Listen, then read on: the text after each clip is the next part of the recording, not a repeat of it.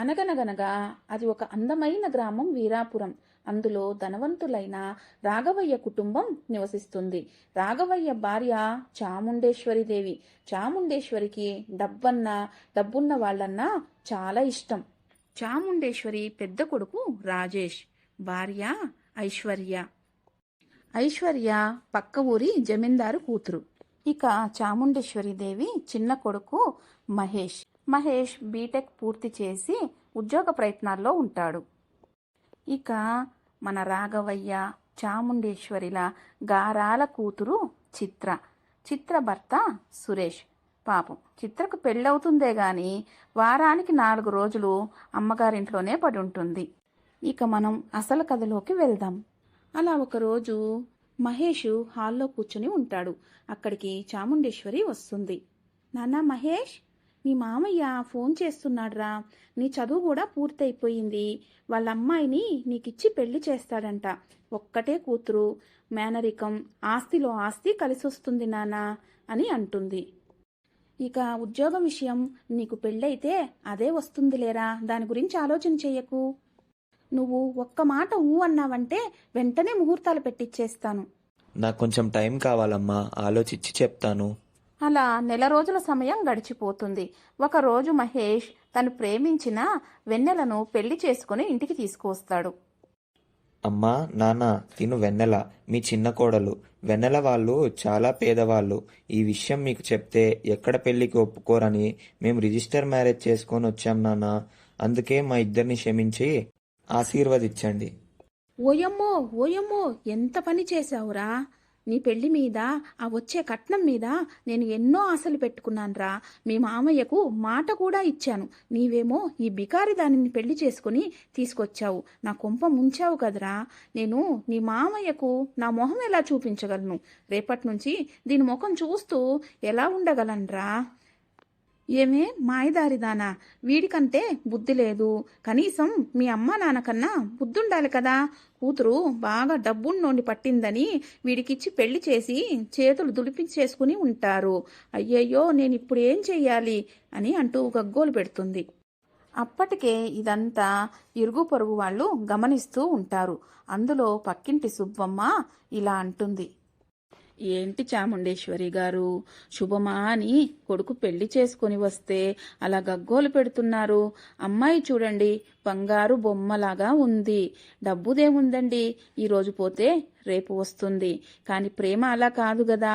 ఇద్దరిని ఆశీర్వదించి లోపలికి తీసుకెళ్ళండి అని ఊరి జనం ముందర అంటంతో ఇక చేసేదేమీ లేక ఇద్దరిని లోపలికి రమ్మంటుంది. అత్తగారింట్లో వెన్నెలకు ఆ రోజు మొదటి రోజు. తలార స్నానం చేసి తన గదిలోకి వెళ్ళడానికి రెడీ అవుతూ ఉంటుంది. ఏ ఆగు, ఏదో నీ అబ్బగాడి గది ఉన్నట్టు పరిగెడుతూ పోతున్నావు. నీ మొహానికి ఇంత ఇల్లు ఎప్పుడన్నా చూసావా? కనీసం ఫ్యాన్ ముఖమైనా నువ్వు చూసావా? అప్పనంగా ఇంత ఇంటికి కోడలివైనావు. నువ్వు వాడికి భార్యవు కావచ్చు, కానీ నాకు, నా ఇంటికి కోడలివి మాత్రం కాలేవు.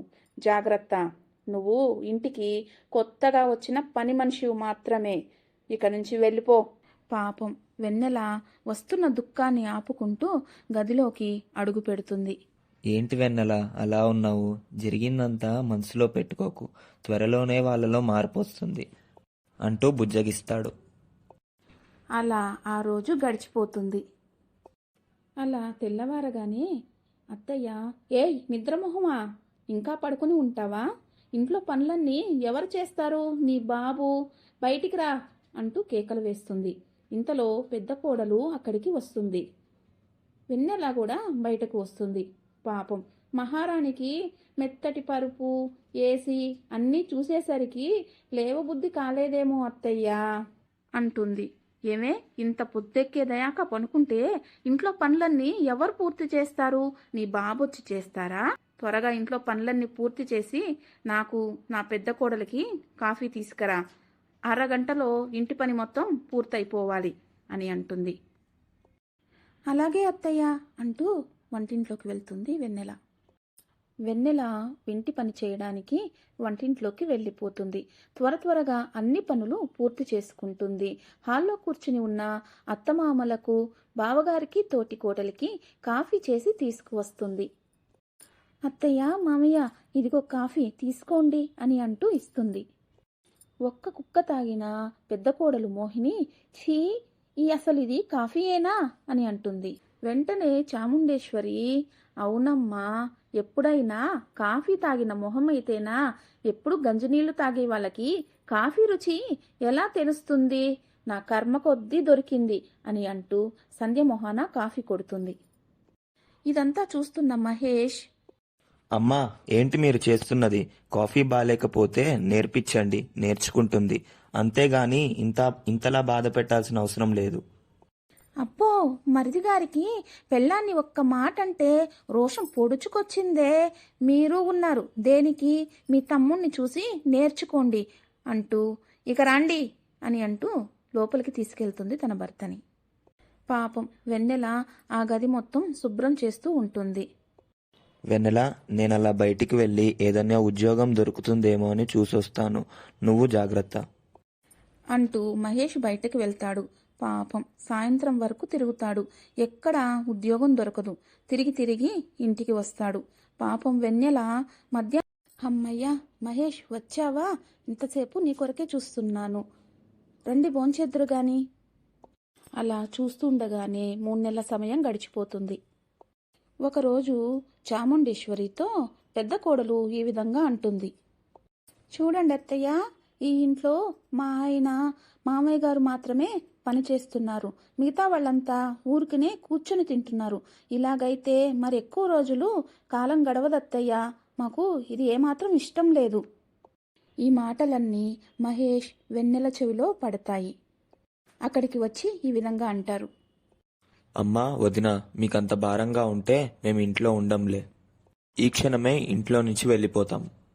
ఇంతలో వెన్నెల నాన్న అక్కడికి వస్తాడు. అమ్మా, వెన్నెల అంటూ పిలుస్తాడు. ఎవరు అంటూ చాముండేశ్వరి బయటకొస్తుంది. నేను వెన్నెల వాళ్ళ నాన్న నక్కయ్య గారు. ఓ, నువ్వేనా? ఒక్క రూపాయి కూడా కట్నం ఇవ్వకుండా కూతుర్ని అనాథగా డబ్బున్న ఇంటికి కోడలుగా పంపించేసి చెయ్యి దులిపేసుకున్న తండ్రివి ఏంటి ఇలా వచ్చావు అని అడుగుతుంది. ఇంతలో మహేష్, వెన్నెల అక్కడికి వస్తారు. అమ్మా వెన్నెల, అల్లుడు గారు, నన్ను క్షమించండి. ఇదిగో పొలమమ్మగా వచ్చిన డబ్బులు. ఈ 5 లక్షలు మీకిచ్చి వెళ్దామని వచ్చాను. ఈ పేద తండ్రి ఇంతకంటే మీకేమివ్వగలడమ్మా? అమ్మా, వదిన, ఇన్నాళ్ళకి నాకు కూడా ఒక అవకాశం వచ్చింది. ఇదిగో ఈ డబ్బుతో మేము ఒక చీరల వ్యాపారాన్ని ప్రారంభించాలని అనుకుంటున్నాము. ఇక నుంచి మా సంపాదన కూడా మొదలవుతుంది అని అంటూ లోపలికి వెళ్తారు. ఒక మంచి ముహూర్తం చూసుకుని బొటిక్ని ప్రారంభిస్తారు. మొదటి నెలగా 20,000 ఆదాయం చూస్తారు. తీసుకెళ్లి తల్లి చేతిలో పెడతాడు మహేష్. తల్లి చాలా సంతోషిస్తుంది. ఇలా నెలలు గడుస్తూ ఉంటాయి. ఒక పెద్ద వ్యాపారవేత్తతో వాళ్ళు మంచి బిజినెస్ని కుదుర్చుకుంటారు. ఇలా వాళ్ళ వ్యాపారం పెద్ద వ్యాపారంగా మారుతుంది.